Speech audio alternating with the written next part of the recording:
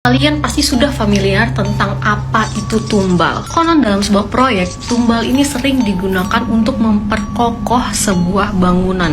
Seperti cerita yang akan aku kisahkan buat kalian dari sebuah akun Facebook bernama Nano Sutarno. Kisah ini menceritakan seorang pemuda bernama Rudi.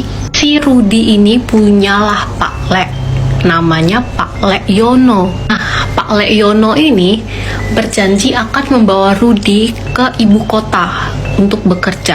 Harusnya Rudi ini dijemput dalam 3 hari ke depan. Namun Pak Leono ini tiba-tiba mempercepat pergian Rudi ke ibu kota. Karena si Pak Leono ini takut kalau Rudi ini akan sendirian ke ibu kota. Ya udah, pamitlah si Rudi ini sama ibunya. Setelah 6 jam perjalanan, sampailah mereka ke ibu kota.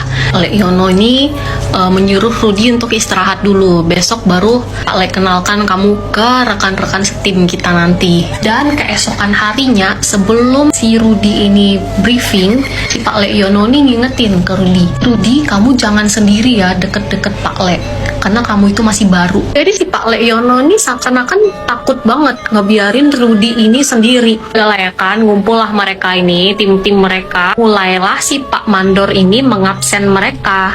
Beberapa saat kemudian si Rudi ini ngeliat ada seorang anak dipanggil, dan ternyata anak ini merupakan anak baru juga, sama kayak si Rudi. Bedanya, anak ini tidak punya tim, namanya Koko. Si Koko ini ternyata itu adalah anak dari pulau seberang.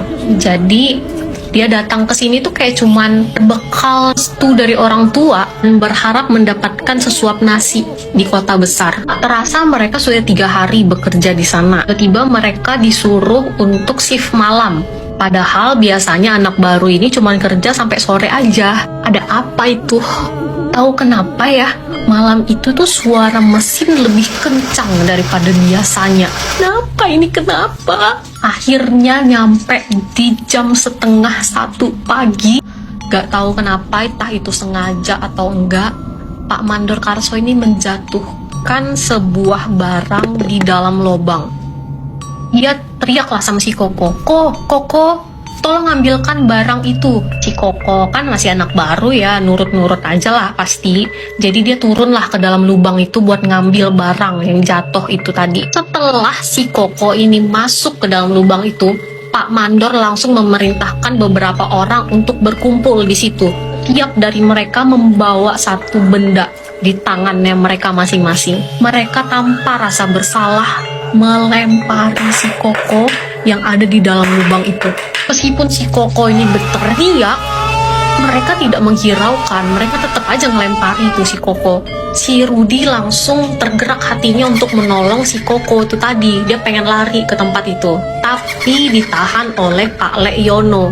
Katanya, udah biarin aja, kamu di sini aja. Selang beberapa waktu si Pak Mandor ini memerintahkan mereka untuk mengecor lubang itu yang ada si Koko di dalamnya. Gila sih. Pak Le ini kayak bilang, kamu rahasiakan ini ya. Tapi kita udah tahu juga sih ceritanya ini.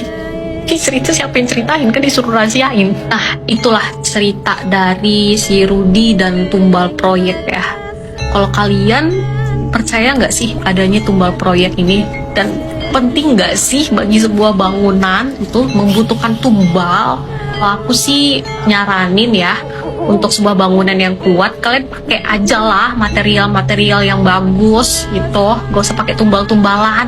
Contohnya pakai coret, dimix, geraha, beton. Pasti itu bangunan tuh kuat. Gak usah pakai tumbal-tumbal tuh, gak usah.